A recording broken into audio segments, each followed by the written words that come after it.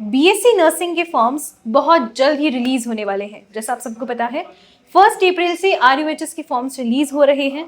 तो अगर आप वेट कर रहे हैं आरयूएचएस के फॉर्म्स रिलीज होने का, तो उसके लिए मैं आपको सबसे इंपॉर्टेंट चीज़ बता दूं कि बहुत सारे बच्चे अपना टाइम वेस्ट कर देते हैं कि लास्ट डेट तक फॉर्म भरेंगे, लेकिन आपको ये गलती नहीं करनी है। जितना जल्दी फॉर्म रिलीज होते हैं उतना जल्दी ही आपको फॉर्म फिल करना है।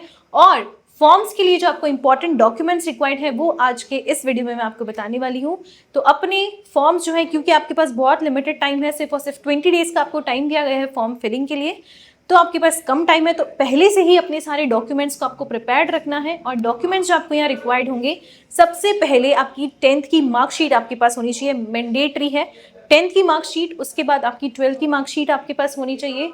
इन दोनों मार्कशीट्स के अलावा आपके पास होना चाहिए आपका डोमिसाइल सर्टिफिकेट। अगर आप राजस्थान से बिलोंग कर रहे हैं तो ये आपका सबसे इंपॉर्टेंट डॉक्यूमेंट है।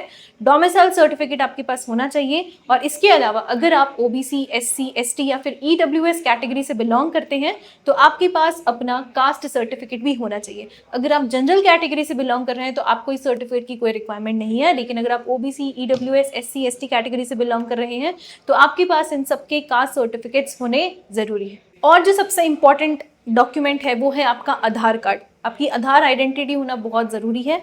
तो अगर आपने अभी तक इस एग्ज़ाम की प्रिपरेशन स्टार्ट नहीं की है तो जल्दी से प्रिपरेशन स्टार्ट कर दीजिए। जो भी हमारे किरोशा एकेडमी के न्यू बैचेस लॉन्च हो रहे हैं उनको ज्वाइन करके अपनी प्रिपरेशन को शुरू कर सकते हैं। So with this, thank you.